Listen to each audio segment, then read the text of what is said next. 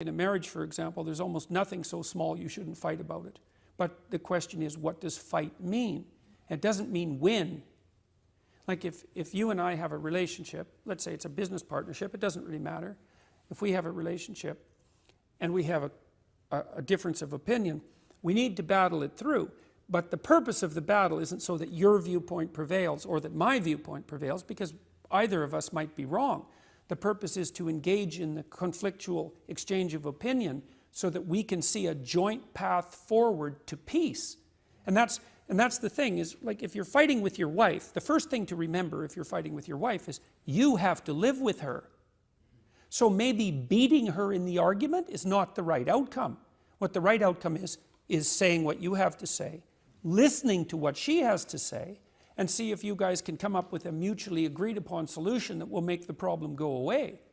So, if we explore conversation between people in society, yeah, a lot of these conversations are full of falsehoods and lies. Mm-hmm. People are nice to people they dislike. Mm-hmm.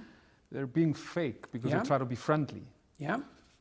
I mean, is it in fact morally wrong to live your life in that way? Yes. Yeah. It is. It is. I mean, you can't avoid the necessary conflict of negotiation towards peace. If you avoid it, all that it means is that it accrues and multiplies. It's one of the oldest stories we have. The oldest stories we have point to that as part of the prime moral doctrine.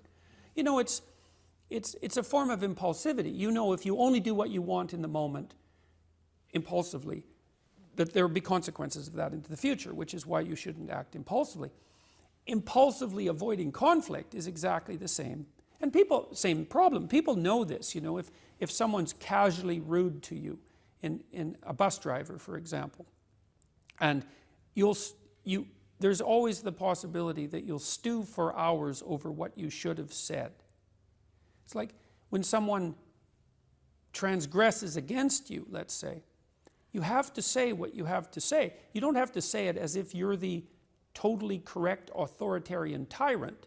You can say it in a spirit of inquiry, you know, because there's always the possibility that you're wrong and you want to listen. This is also why you want to listen to your partner, your spouse, even if what they're saying to you is you find very annoying.